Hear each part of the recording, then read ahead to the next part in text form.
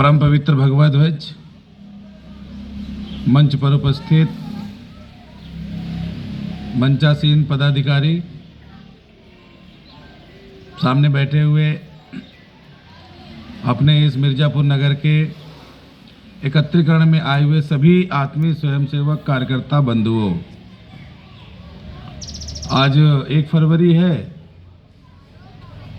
हम सब जानते ही होंगे कि सतगुरु संत रविदास जी की जयंती का कार्यक्रम है। हम जब कोई न कोई महापुरुष की जयंती का भी कार्यक्रम मनाते हैं तो उसके पीछे एक बड़ा इतिहास भी रहता है। इतिहास उन्हीं का लिखा जाता है जिनके द्वारा कुछ सामाजिक जीवन में किया गया हो। व्यक्तिगत जीवन में करने वालों की तो कोई कमी नहीं है। आज खोल लेंगे इंस्टाग्राम की दुनिया में, फेसबुक की दुनिया में, तो कुछ ना कुछ अपना वो कर ही रहे हैं किसी न किसी क्षेत्र में। लेकिन समाज के लिए काम करने वाले, सर्वस्व समर्पण करने वाले और अपने जीवन को अर्पित करने वाले ऐसे कुछ ही लोग होते हैं जो समय समय पर उनको याद करते रहने से उस समाज की, उस परिवार की और उस देश की महत्ता बढ़ती है। कभी किसी ने कहा था, पराधीन सपना ही। कोई भी व्यक्ति हो या कोई भी विचार हो या कोई भी देश हो, अगर वो पराधीन है तो सपने में भी सुख नहीं है। ठीक है, जहां भक्ति है वहां शक्ति है, जहां भक्ति है वहां संस्कृति है। जब भक्ति की बात करते हैं तो एक बड़ा जन समुदाय हमारे सामने होता है और वह जन समुदाय कोई न कोई विचार का नेतृत्व करता है। दुनिया में बहुत लोग पैदा हुए हैं, परंतु कुछ लोग ही याद किए जाते हैं। वो याद करने वालों में वहां का चाहे समाज हो, चाहे वहां का राष्ट्र हो या उसके द्वारा किए गए कुछ कर्म हो, वो याद ही आते हैं और याद किए जाते हैं। तब हम कहते हैं कि हमारे पूर्वजों के द्वारा जो किया गया रीति नीति परंपराएं जो विकसित हो गई हैं, उनको आगे बढ़ाने की जिम्मेदारी परंपरागत तरीके से हमारी चली आ रही है। हम सब सामाजिक जीवन में रहते हुए, सामाजिक ताना बाना को सहते हुए, परिवार को जीवन में समेटते हुए कुछ दायित्वों का निर्वहन करना पड़ता है।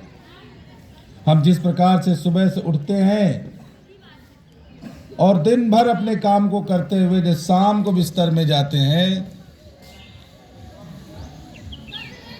तो हमारे क्या ध्यान में आता है कि मैंने कुछ मानव जीवन के लिए, मानव कल्याण के लिए, सामाजिक जीवन में जीने वालों के लिए कुछ किया है क्या? तो अपने कर्म के द्वारा उसी 24 घंटा में जो ऐसे काम करने वाले लोग होते हैं तो वो केवल मनुष्य नहीं हो जाते, वो मनुष्य से देवत्व होने लगते हैं। और ऐसे देवत्व कोई भी समाज के हो, कोई भी परिवार के हो, अगर वो काम करता है तो देवत्व की श्रेणी में आने लगता है, वो पूजने योग्य हो जाता है। और यही ऐसे करके हमारे संत रविदास जी थे। परंतु बंधुओं, जिस समय, जिस कालखंड में इनका जन्म हुआ था वो 1337 ईस्वी के समथिंग था। अब आप ये मान के चलिए 1337 ईस्वी में कौन लोग थे? तो इतिहास बताता है कि एक मुगल साम्राज्य का जो है आधिपत्य था और हम सब लोगों के द्वारा पढ़ा गया इतिहास या विभिन्न प्रकार के जानकारियों के माध्यम से उनसे कुछ बचा नहीं रहा। हर जगह वो कब्जा करने की स्थिति में रहते थे। यहाँ तक कि भक्ति करने के लिए भी उन्होंने एक बंधन बना दिया कि नहीं, भक्ति नहीं कर सकते। एक हाथ में कुरान, दूसरे हाथ में तलवार। कुरान और तलवार के नाम पर भक्ति पर उन्होंने बंधन लगाने का काम किया। नहीं कर सकते हैं, अपने पूर्वज नहीं पूछ सकते हैं। अभी यही जो माघ मेला में यानी प्रयागराज में जो गंगा स्नान करने जाते हैं, एक ऐसी स्थिति आई कि वहां स्नान करने नहीं दिया गया और कई प्रकार के ऐसे कर लगाए, पहले कर दो तब स्नान करो। तो भक्ति के नाम पर भी जो है ऐसे करने वाले लोग पीछे नहीं हुए हैं। कुल मिला के हम कहते हैं जिस देश का संस्कृति, जिस देश का समाज और जिस देश का जन जब विभिन्न प्रकार के मतों में परिवर्तन हो जाता है तो धीरे धीरे विघटन होने लगता है। परंतु संत रविदास जी ने अपने भक्ति के माध्यम से केवल समाज को ही नहीं तो पूरे सर्व समाज को एकत्रित करने का काम किया और अपने भक्ति के माध्यम से जो एक परिवर्तन जो समाज में आया वह सराहनीय है। बहुत ज्यादा दूर नहीं, यही जो है बनारस यानी काशी, काशी में ही यही पैदा हुए। परंतु तब उस समय हमारे यहां जाति व्यवस्था नहीं थी। आज कहने वाले कुछ भी कह डालें, छुआछूत को लेकर के, अस्पृश्यता को लेकर के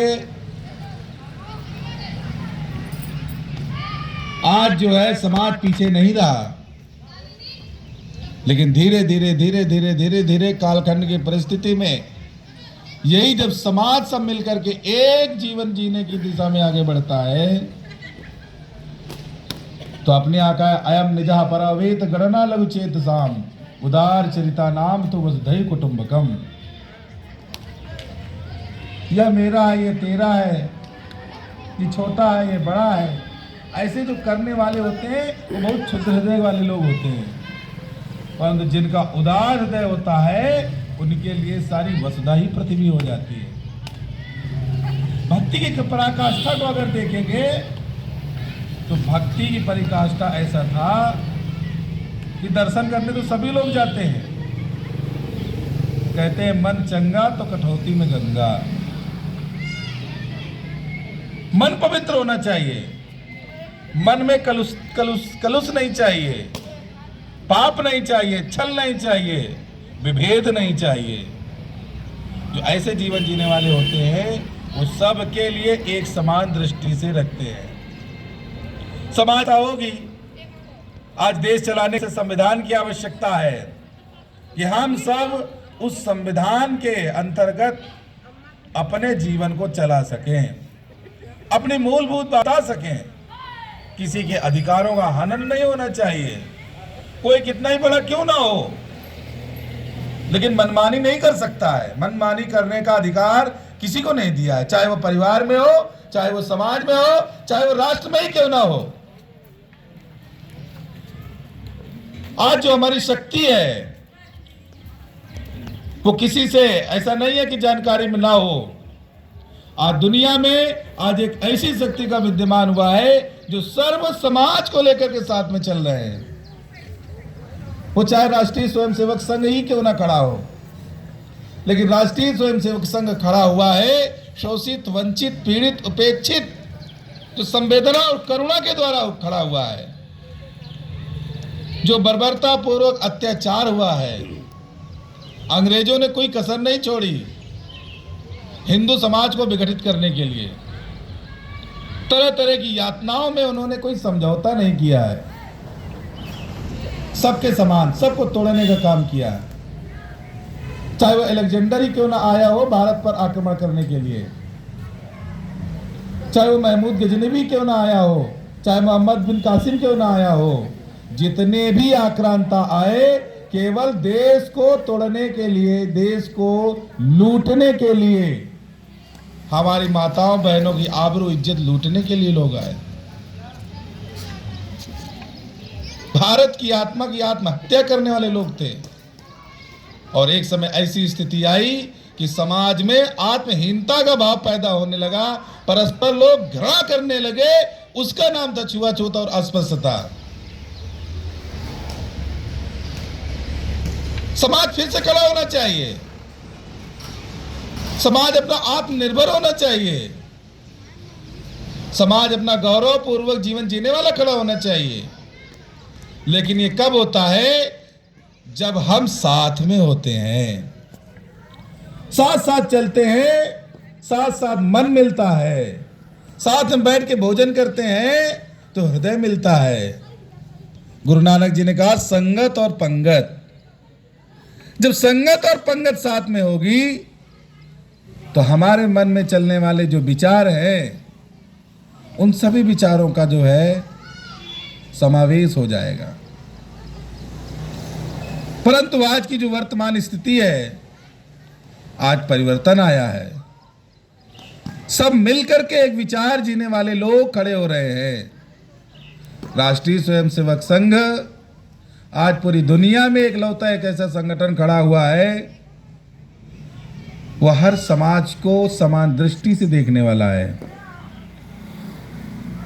दुनिया चाहे कुछ भी कह डाले, परंतु ये जो एक कीर्तिमान है कि आज जमीन में बैठने वाले लोग बहुत कम हैं। अगर जमीन में बैठने वाले लोग हैं तो वो आज भी राष्ट्रीय स्वयंसेवक संघ के पास है। एक सीटी पर, एक संकेत पर सब उपविष्ट और उत्तिष्ठ होते हैं। किसी के मन में कोई भाव नहीं होता है। ये ना समरसता सबसे बड़ा। सब बैठ करके अभी समरसता का कार्यक्रम किया खिचड़ी के रूप में, सबने मिलकर के खाया है। जब हम एक ही ब्रह्म के उपासक हैं तो फिर भेद कैसा, विभेद कैसा? हम एक ही परमात्मा के हैं। कहते ईश्वर अंश जीव अविनाशी। हम एक ही ईश्वर के अंश हैं, तो फिर परस्पर भेद क्यों? ये घृणा क्यों? ये ईर्ष्या क्यों? ये द्वेष क्यों? हम एक गीत कहते हैं, भूल करके मुख में जाति पंथ की न बात हो, और भाषा प्रांत के लिए कभी न रक्तपात हो। सबको लेकर साथ चलेंगे, एक बड़ा परिवार, पुरखे सबके हिंदू हैं, और विराट सागर समाज अपना, हम सब एक हिंदू हैं। अर्थात ये हिंदू समाज यानी हिंदू भाव ही सबको एक कर सकता है। और एक ही थे हम लोग, जैसा कि हमने प्रार्थना में कहा है, वयम हिंदू राष्ट्रांग भूता प्रभो शक्तिमन। हमारी एक ही आइडेंटिटी है, हमारी एक ही पहचान है, इसी हिंदू राष्ट्र के अंगभूत घटक है। और अंगभूत ऐसा होता है कि अगर हाथ को अगर काट के निकाल दिया जाए तो निर्जीव हो जाता है। अगर हमारे हिंदू भाई धीरे धीरे करके दूसरे धर्म में चले गए तो समाज निर्जीव हो जाएगा, शक्तिहीन हो जाएगा। इसलिए तरह तरह के लोग प्रलोभन करते हैं और परिवर्तन किया है, मतांतरण हुआ है, धर्मांतरण हुआ है, समाज को तोड़ने का काम किया है। आज कई प्रकार के ऐसे विचार जो है, कलुषित विचार आज इस समरस वाले जीवन को खाए जा रहे हैं। एक जलाशय, एक मंदिर, एक देवालय, एक शमशान घाट सबके लिए है।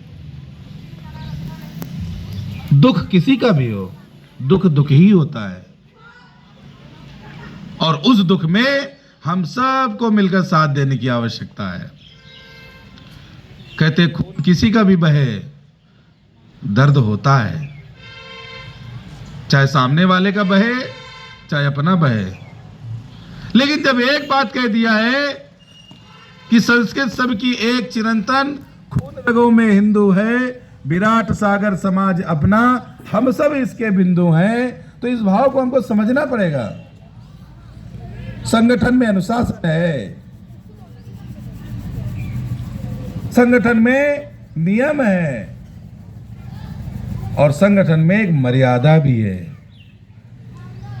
परंतु जब हम मर्यादा की बात करते हैं तो मर्यादा को जीवन जीने वाले लोगों की कमी नहीं हुई है,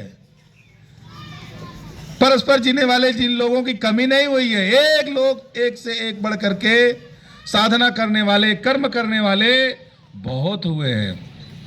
परंतु ऐसी क्या परिस्थिति बनी कि 1000 वर्षों तक हमको संघर्ष करना पड़ा,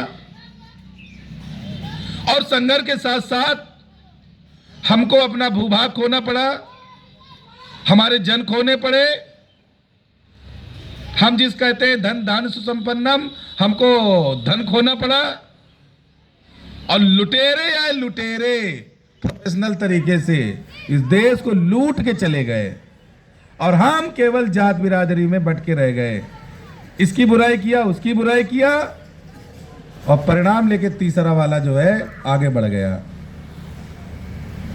इसमें तो कोई बात नहीं है। जब दो लोगों के बीच में जब तीसरा व्यक्ति आ जाता है तो विनाश संभव है, चाहे वो परिवार में ही क्यों ना हो, चाहे समाज में ही क्यों ना हो, और चाहे देश में ही क्यों ना हो। आज परिवारों में कोई कमी नहीं हुई है, वो कर्मरी बराबर है। दो लोगों के बीच में, पति पत्नियों के रिश्तों के बीच में भी तनाव ऐसा हो गया है कि जाए तो जाए कहां, अपने मन की बात बताएं तो कहां बताएं। और मन की बात बताने के लिए अपने गुरु हुआ करते थे, कोई ना कोई गुरु होता था, हमारे परिवार का गुरु होता था। एक परंपरा चली आई थी, हमारे कुल गुरु हैं, हमारे कुल देवता हैं, और उनकी समय समय पर पूजा भी होती रहती थी। तो देवता क्या होते थे, ये कुल क्या है, परंपरा क्या है? तो एक समाज जीवन में चलने वाले सामाजिक ताना बाना को बनाते हुए आगे बढ़ना, यह हमारी परंपरा थी। आज दुनिया में कुछ भी कह लें, ठीक है, एक परंपरा वाला जीवन देने वाले लोग हैं, चाहे ऑस्ट्रेलिया हो, चाहे अमेरिका हो, चाहे फ्रांस हो, चाहे इंग्लैंड हो, या कुछ भी हो। लेकिन हम कहते हैं ना कि कुछ तो विशेषता है भारत में। शायद कोई कहने वाला तो चला गया, लेकिन उसने कहते कहते एक जरूर चल गया कि यूनान मिस्र रोमा मिट गए जहां से, कुछ बात है कि हस्ती मिटती नहीं हमारी। इस देश को समाप्त करने के लिए तरह तरह के लोगों ने तरह तरह के प्रयास किए, लेकिन बार बार जो है अपना देश एक हो जाता है। चाहे वो प्रयागराज के महाकुंभ को लेकर के हो, चाहे सभी जो शक्तिपीठ है धाम उनको लेकर के हो, हमारे यहाँ पवित्र नदियों को लेकर के हो, पवित्र स्थल को लेकर के हो, चाहे अयोध्या मथुरा माया काशी कांची अवंतिका, चाहे उसको लेकर के हो। 12 ज्योतिर्लिंग धाम है, 52 शक्ति पीठ हैं, और हमारे यहाँ 16 संस्कारों का वर्णन है, जन्म से लेकर मृत्यु तक का। यह केवल भारत के ही पास है, दुनिया में किसी के पास नहीं है। लेकिन इतना तो श्योर है, जिसने जन्म लिया उसकी मृत्यु निश्चित है, और जो मृत्यु हो गई उसका जन्म निश्चित है। यह परंपरा चलने वाली है। परंतु हमारे यहाँ कायर नहीं पैदा होते थे, हमारे यहाँ वीर पैदा हुए हैं। वीर पैदा हुए हैं मां की रक्षा करने के लिए, धरती की रक्षा करने के लिए, संस्कृति की रक्षा करने के लिए, विचारों की रक्षा करने के लिए, अपने बाहुबल के बल पर इस समाज को सुरक्षित किया है। चाहे वो गोरा बादल ही क्यों ना हो, चाहे आला उदल ही क्यों ना हो, या वर्तमान के समय में ऐसे सुभाष चंद्र बोस, भगत सिंह, राजगुरु, चंद्रशेखर आजाद ही क्यों ना हो, ऐसे लोगों की कमी नहीं है। सबने बढ़ करके आगे ही दिया है। परंतु एक ऐसी स्थिति आई कि भक्ति के माध्यम से देश को जगाने का काम किया। चाहे मीराबाई ही क्यों ना हो, चाहे संत रविदास जी क्यों ना हो, चाहे स्वयं कबीरदास ही क्यों ना हो, इन लोगों ने आकर के समाज को भक्ति के माध्यम से एक सूत्र में बांधने का काम किया। एक सूत्र में बांधने का काम किया। एक ही ईश्वर है। भजन करने का काम किया। भजन करते करते गुरु ग्रंथ साहिब में उनके कई ऐसे भजन हैं संत रविदास जी के कि उसमें पाए जाते हैं, उनके गाए हुए राग हैं भगवान की उपासना करना, ईश्वर की उपासना करना। परंतु जो शाश्वत धर्म है, उन शाश्वत धर्मों का पालन करना ही मानव जीवन का कृतार्थ है। तभी वो जीवन की मुक्ति मिल सकती है, मोक्ष हो सकती है। हमने भक्ति के माध्यम से आगे बढ़े। हमारे यहाँ ज्ञान की बात है, श्रद्धावान लभते ज्ञानम, ज्ञान प्राप्त करना है तो श्रद्धावान बनना पड़ेगा। तो ज्ञान के माध्यम से ईश्वर को प्राप्त किया जा सकता है। हमारे यहाँ कर्म के भी माध्यम से ईश्वर को प्राप्त किया है। तो ये जो ज्ञान है, कर्म है, भक्ति है, ये समरस जीवन को एक करने के लिए है। और हम में से यहां बैठे हुए कोई भी लोग हो सकते हैं जो तीनों में कोई एक जीवन में चलने वाला हो, तो अपने जीवन को समर्पित करना पड़ता है। हमारे जीवन को एक ध्येय बनाना पड़ता है कि हम वास्तव में जी किसके लिए रहे हैं, हम अपना जीवन चला रहे, किसके लिए जीवन जी रहे हैं, किसके लिए जीवन जी रहे हैं। जब बार बार जब अपनी आंखों के सामने आएगा तो फिर उसकी स्पष्टता, एक लक्ष्य दिखाई देने लगता है कि हम किसके लिए जीवन जी रहे हैं। हम जब धर्म संस्कृति की बात करते हैं तो कहा है धर्मो रक्षति रक्षिता, धर्म की रक्षा करेंगे तो धर्म हमारी रक्षा करेगा। लेकिन हमारा कर्म धर्म आधारित होना चाहिए। कर्म कोई भी करे, चाहे छुप के करे चाहे खुल के करे, अगर गलत किया है तो एक न एक दिन उसका परिणाम मिलेगा, अच्छा किया है तो अच्छा परिणाम मिलेगा। तो ऐसे लोगों की कमी नहीं हुई है, अच्छे भी लोग हैं, एकांत में जीवन जीने वाले लोग भी हैं जो धर्म के नाम पर अपने आप को समर्पित किया है।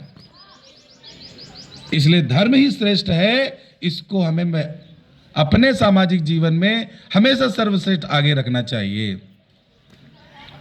कर्म को हमने आगे बढ़ाया है, लेकिन कर्म हमारा जो है धर्माधारित होना चाहिए।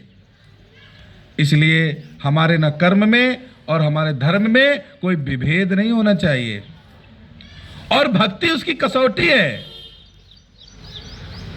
और भक्ति जब हम बात करते हैं तो भक्ति में सरस होता है, स्नेह होता है, प्रेम होता है, सब कुछ मिलकर के सबको एक करने की शक्ति होती है। यही सत्ता है। इसको कहा है संत सत्ता, देव सत्ता, सामाजिक सत्ता। तो स्वतः फिर काम करने वाले लोगों की कोई कमी नहीं है। तो जब भगवान का जब भजन होता है तो 2 पुष्प चढ़ाने वाले लोग आते ही हैं। मंदिर में जब घंटी बजती है तो आरती गाने के समय खड़े ही हो जाते हैं। हमारे यहाँ पहले ही कहा गया है, किसी न किसी ने तो कहा ही है कि ग्रामे ग्रामे सभा कार्या, ग्रामे ग्रामे कथा सुभा, पाठशाला मल्लशाला प्रति पर्व महोत्सवा। ग्रामे ग्रामे सभा कार्या, गांव गांव में सभाएं होती थी, हर गांव गांव घर घर में कथाएं होती थी। हम सब आज यहाँ बैठे हुए हैं अपने घर में, शुभ मांगली बुरवई, ये सब समाज को ही तो जोड़ने के लिए है। और हम सब मिलकर के एक थे, हमारे व्यवसाय अच्छे थे, लेकिन आज हमने अपने व्यवसायों को कम कर दिया। आज नाई की दुकान वाले, नाई का काम करने वाले लोग नाई का काम नहीं करना चाहते हैं। फल बेचने वाले लोग फल नहीं बेचना चाहते हैं। आज पंचर जोड़ने वाला भी व्यक्ति जो है वो नहीं करना चाहता है। लेकिन नहीं, ब्रांडेड आइटम हो तो चलेगा। आज जो एडिडास जो है जूता पहनते हैं तो लोगों को बड़ा गर्व महसूस होता है, 5,000 के ऊपर वाला। परंतु वही जो 200-250 रुपए का जूता जब पहनते हैं तो नहीं, हमारी जो है पर्सनालिटी जो है अंतर आ जाता है। इसलिए स्वदेशी को अपनाओ, अपने स्वदेशी जीवन को अपनाना है, अपने जीवन को स्व आधारित जीवन शैली में परिवर्तन करना है। हमारे देश में बनी हुई चीजें जो भी होंगी, हमें उनको अनुसरण करते हुए गौरवान्वित महसूस होना है, तब अपना देश का व्यवसाय आगे बढ़ेगा, तब हमारे देश की समाज सुरक्षित होगा। जब व्यवसाय बढ़ेगा आगे तो समाज भी सुरक्षित हो जाएगा। तो सब काम करने वाले, सब मिल करके एक रहने वाले, सब ही एक ईश्वर की संतान हैं और सब एक दिशा में सोचने वाले लोग धीरे धीरे खड़े हुए और जगे और एक ऐसी स्थिति आई कि 300 वर्षों तक देश को जगाने का काम किया, 1300 से लेकर के 1600 ईस्वी तक। लेकिन काम अधूरा था, पूरा नहीं हुआ। ये ऐसा क्या आवश्यकता पड़ी राष्ट्रीय स्वयंसेवक संघ को इतना बड़ा संगठन खड़ा करने का? तो एक काम था कि नेतृत्व करने वालों का अभाव हो गया था। आज भी देखिए समाज में अच्छा काम करने के लिए कौन नहीं प्रेरित होता है, सब काम करते हैं, परंतु समाज में आगे बढ़ने वाले लोगों का अभी भी अभाव दिखाई देता है। आगे नहीं आते, आगे नहीं आना चाहते हैं। इसलिए राष्ट्रीय स्वयंसेवक संघ ने सर्व समाज को इकट्ठा करते हुए, अर्थात समग्र हिंदू समाज को इकट्ठा करना और संगठित करते हुए उसको सशक्त बनाना, यही इसका उद्देश्य है। 1 घंटे की शाखा चलने के माध्यम से उसके अंदर हम व्यक्ति निर्माण की जो कार्यशाला करते हैं, व्यक्ति निर्माण से राष्ट्र निर्माण की जो यात्रा है, इसको पूरी करता है। सामाजिक जीवन में परिवर्तन लाना है, समाज की जो है सुप्त शक्ति को जगाते हुए, सज्जन शक्ति को साथ में लेते हुए फिर से हमको समरस जीवन को खड़ा करना है। हमारे यहां गीत का समरस जीवन से टूटेगी भेदभाव की कारा, इससे ही एकात्म हुआ है सारा राष्ट्र हमारा। और यही भाव रखना है हमको कि हमको अपने समूचे राष्ट्र को, हम ठीक है हम कोई परिवार का प्रतिनिधित्व कर रहे होंगे, ठीक है हम कोई अपने समाज का प्रतिनिधित्व कर रहे हैं, परंतु जब राष्ट्र की बात आती है तो हमको एक राष्ट्र का प्रकटीकरण करना है, एक जन के रूप में प्रकटीकरण करना है, एक संस्कृति के रूप में प्रकटीकरण करना है। और वो हमारी संस्कृति केवल एकमात्र है, वो संस्कृति हिंदू संस्कृति, वो हमारी संस्कृति सनातन संस्कृति है, जो सबको समेटने की क्षमता अगर उसमें है तो केवल हिंदू संस्कृति में है और दुनिया में कोई नहीं है। लेकिन लोगों ने तरह तरह के माध्यम से, हम आज भी कहते हैं कि हमारा युगाद 5127 वर्ष है, विक्रम संवत 2082 है। हमारे पास जो तिथियां हैं वो दुनिया में किसी के पास नहीं है। आज माघ मास की पूर्णिमा है, गंगा स्नान करने के लिए किसी को आमंत्रण नहीं देते हैं, लोग स्वतः ही जाते हैं। किसी ने तो परंपरा बनाई होगी। जब माघ मेले में जब जाते हैं, गंगा स्नान करते हैं, तो एक दूसरे की जात पूछते हैं क्या? नहीं पूछते। भूख लगी होती है तो एक साथ पंगत में बैठ के भोजन करते हैं, वहां जात पूछते हैं क्या कि अब ये कौन सी जात का, किस जात का है?